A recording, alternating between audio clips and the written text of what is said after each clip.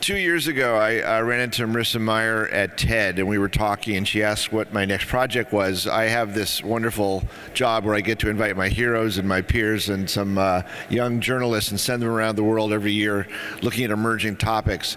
Marissa suggested we look at the world of big data, which I thought was just a lot of marketing hype. Now, having spent 2 years looking at big data, I'm completely convinced it's going to have 1,000 times bigger effect on our lives than even the internet, which is saying a lot.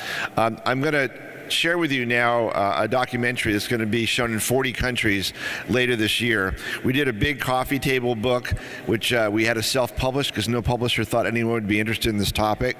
The premise of all this is that we're watching the planet develop a nervous system, which sounds like hype also, but when you think about the fact that all of us have become human sensors walking around with our cell phones and our smart devices, we have a real-time feedback loop, which is unlike anything that our species has ever seen before, and it's a fascinating tool.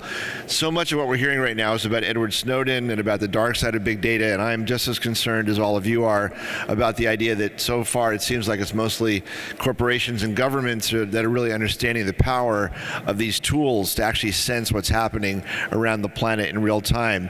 But I'm pretty convinced now, having spent 2 years talking to some of the leaders, many of the leaders in this industry, that most of this is incredibly powerful for us, and it's maybe one of the ways that we address some of the biggest problems facing our species. So we're going to show the first 15 minutes of the documentary, stop it, let you all get some food. I hope you enjoyed enough to want to come back and watch the last 20 minutes of it. I think you're going to enjoy this. It has a lot of really interesting voices in it, and it just won the award for Best Cinematography 2 weeks ago at the Boston Film Festival, and I hope it's the beginning of several other awards. So if we could turn the lights off on stage and hit play, hopefully this will all work.